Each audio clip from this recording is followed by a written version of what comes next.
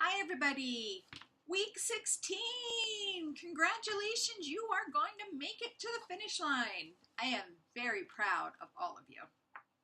All right, so for some of you, this is your very last course. For some of you, you still have that evidence-based project course to go. But either way, the light is at the end of the tunnel, and soon you'll be getting your diploma. So I am just so excited for all of you. And it's just exciting thinking about what all of you are going to do out there in the nursing profession. All right, let's wrap up this week strong. So we've got 4 things due this week, and everything has to be turned in by the last day of the course. Okay, so you've got your clinical tracking, first assignment. All you do, take a snapshot of a screenshot of Typhon where your preceptor has signed off on your hours, upload that to the assignment area, and you're done. That's all you need to do for that one. Clinical eval of preceptor. That's where you are evaluating the job that your preceptor did. And that's a good thing because they get to evaluate you. No, you do not have to share it with your preceptor. That is strictly optional and totally up to you. Okay? Eval of overall practicum goals. I think I explained that in last week's video. That's the very last section of your NEPD where you're going to list your practicum goals that we agreed on back in week 2. Tell me whether or not you met them and why. And then number 4 is your last regular NEPD posting for topic week 15-16, I think is what it said.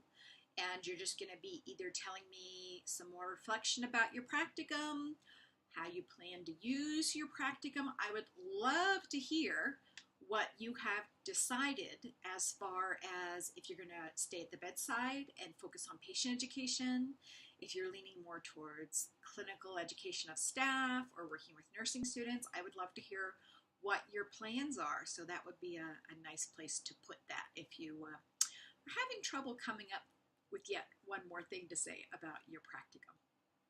All right, so those are the 4 things. So you will be turning them in by Wednesday at midnight. In most cases, I can have, if everybody turns in everything on time, I can have your final grades posted usually by Sunday. I will tell you that the university has implemented a new software program as part of LoudCloud. It used to be that I'd need to go into a separate program, input all your grades, and then make sure they matched with LoudCloud. But now they've instituted a new software piece where I write in out LoudCloud. It says your final grade, and then I can just upload those right from there.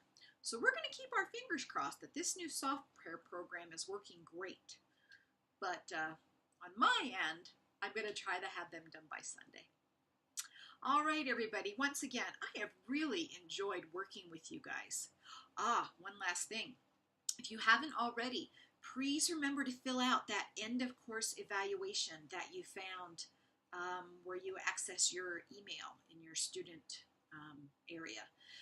It's really important. One, it helps me as I teach the course. Students give me some wonderful suggestions and ideas, but it also really helps when we're evaluating the course, re-looking at assignments, re-looking at reference materials and things like that.